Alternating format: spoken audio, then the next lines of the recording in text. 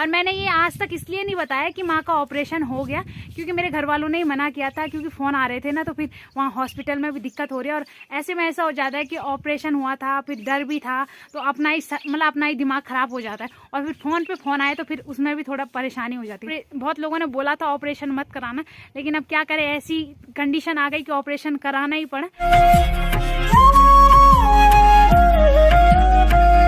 आपकी कुटिया तैयार होने वाली है? हाँ, तभी कुटिया तैयार होने। आपका गांव कौन सा है वैसे? आप यहाँ गाँव ललितपुर। तो ललितपुर से आ रखे हो उतनी दूर से हैं?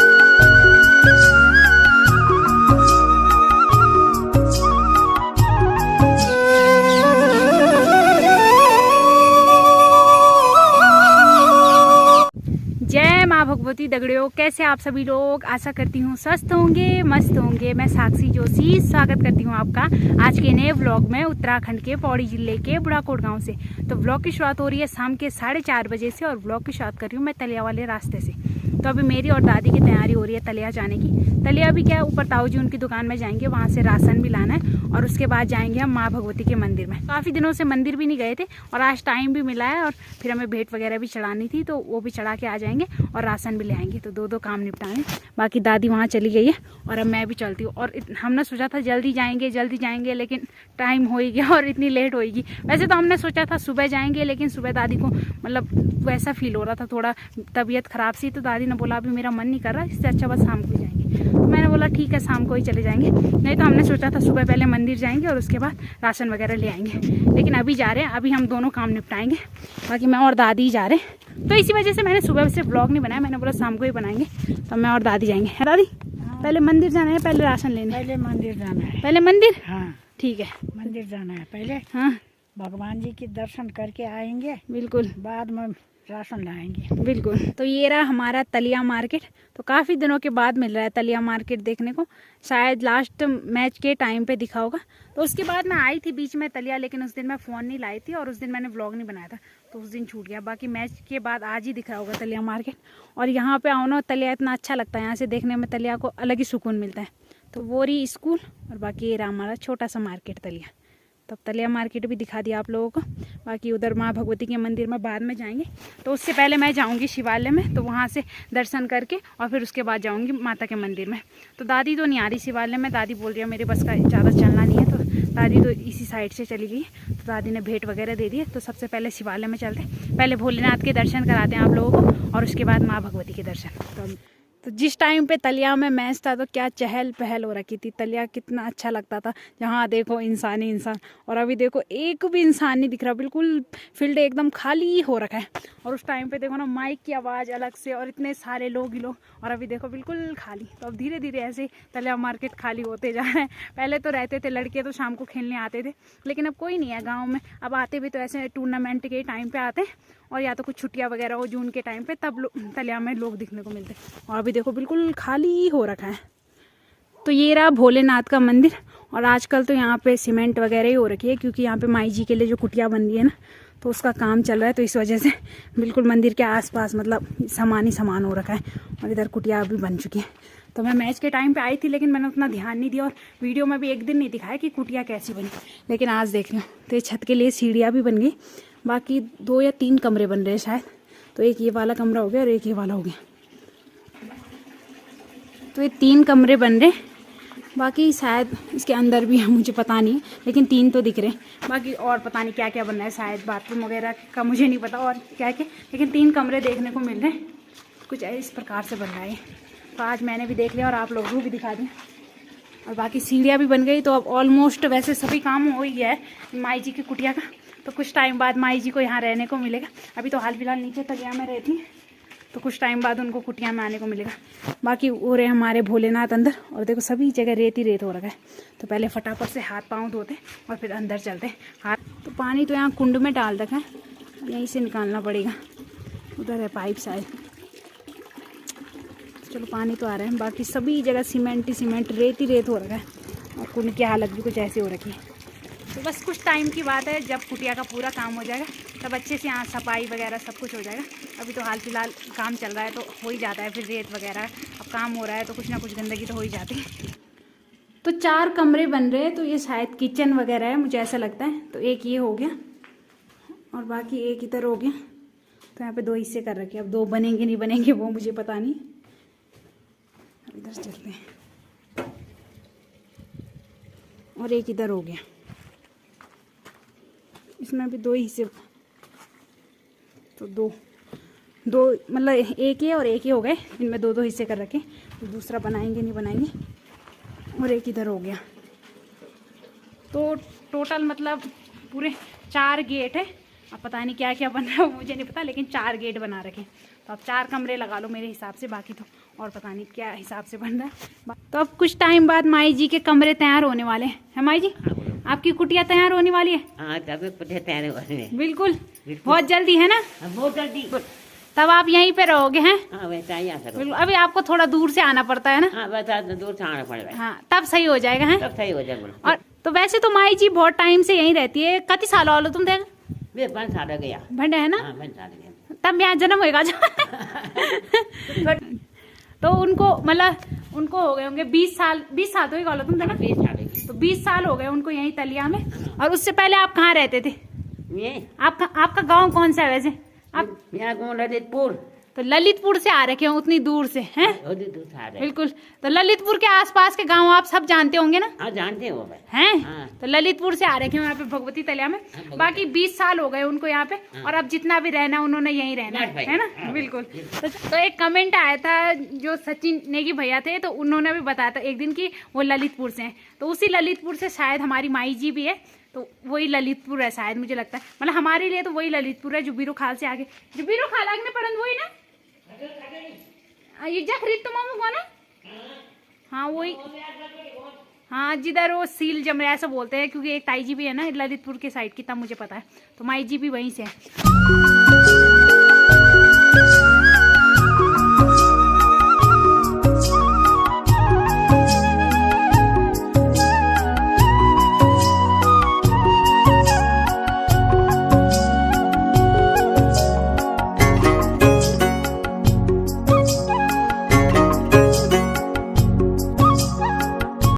बहुत लोग मुझे पूछते हैं कि भगवती तलिया से कितना दूर है तुम्हारा गांव, तो मैं बता देती हूँ।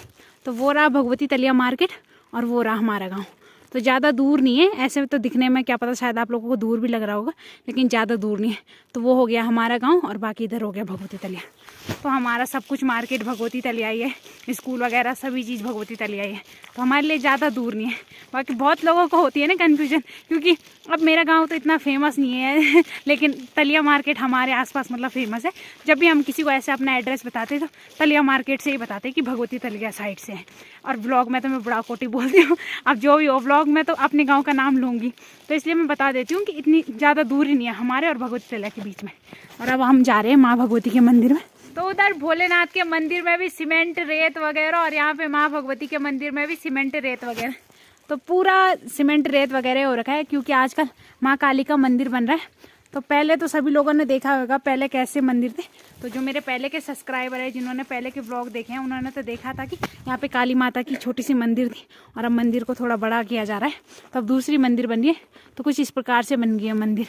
तो अभी तो थोड़ा बहुत काम हो रखा है और बाकी ऑलमोस्ट मतलब कुछ टाइम बाद हो ही जाएगा। तो जिस दिन मंदिर का मतलब सबसे फर्स्ट टाइम काम स्टार्ट हुआ था, जिस दिन पूजा वगैरह थी, तो उसी दिन आए थे हम। और उस दिन से मैं आज ही आ रही हूँ मंदिर में, तो टाइम भी नहीं मिला और फिर ऐसे हो गया कभी इधर कभी उधर। तो उस दिन से आज ही आ रही हूँ मैं मंदिर में। बाकी इतना काम हो ही गया मंदिर का, तो कुछ टाइम बाद हो ही जाएगा। उस दिन वैसे भी दादाजी बता रहे थे कि मार्च तक हो ही जाएगा फाइनल काम।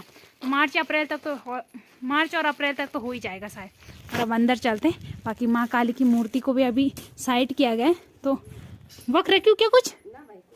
अच्छा, तो बाकी यहीं पे थी माँ काली की मूर्ति यहीं पे। तो अभी तो उनको थोड़ा साइड कर रखा है, दूसरे दिन बल नई मूर्ति आनी।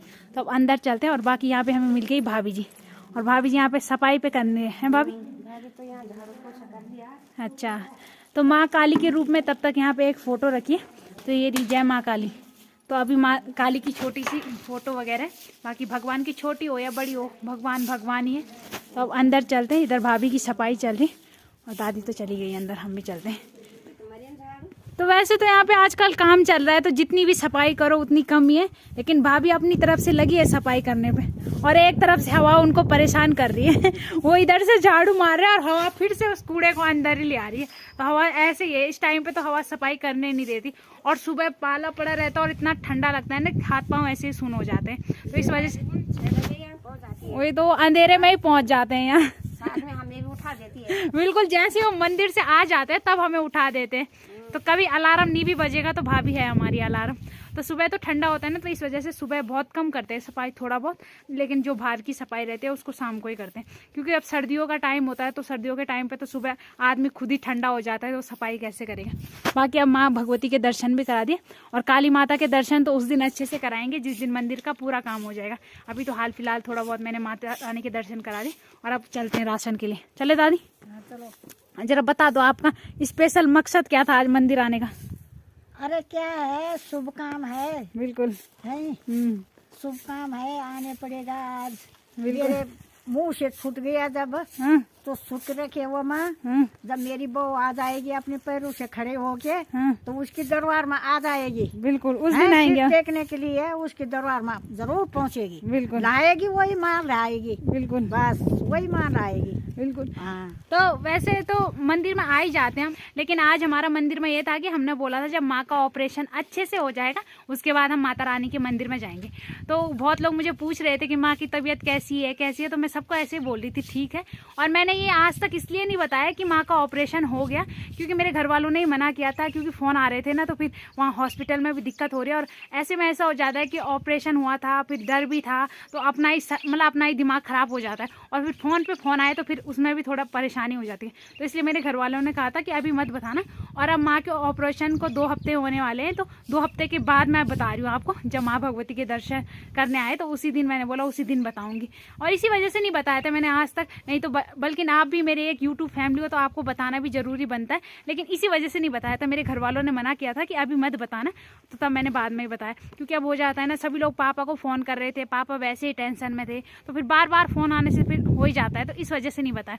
बाकी बहुत लोगों ने बोला था ऑपरेशन मत कराना, लेकिन अब क्या करें, ऐसी कंडीशन आ गई कि ऑपरेशन कराना ही पड़ा, और माँ भगवती की कृपा से ऑपरेशन अच्छा हो गया, और अभी हाल फिलहाल माँ की तबीयत मतलब पहले से ठीक है, और अभी तो बेड रेस्ट मिला है, तो माँ अभी तो घर नहीं आ सकती, माँ घर आएगी गर्मियों के टाइम पे, मई जून के टाइम पे माँ घर आएगी। अभी तो हाल फिलहाल पापा भी वहीं हैं, तो कुछ टाइम बाद पापा तो आ जाएंगे घर में, बाकी माँ बाद में आएगी, और माँ भगवती की कृपा से अभी थोड़ी बहुत माँ की तबीयत ठीक है, और माँ की कृपा रही तो धीरे धीरे पूरा ठीक हो जाएगी, और फिर उसके बाद माँ के साथ आएंगे मंदिर में। बाकी मैं तो आ ही जाऊँगी मंदिर में, अब माँ भगवती इतनी पास में है तो जाना तो पड़ेगा ही, और माँ भगवती जल्दी जल्दी बुला भी लेती है मंदिर में। तो अब ज़्यादा ज्ञान नहीं देंगे, अब राशन लेने चलेंगे, क्योंकि धूप भी जाने वाली है, और थोड़ी देर में ताऊ जी लोग भी घर चले जाएंगे, तो फटाफट से चलते हैं।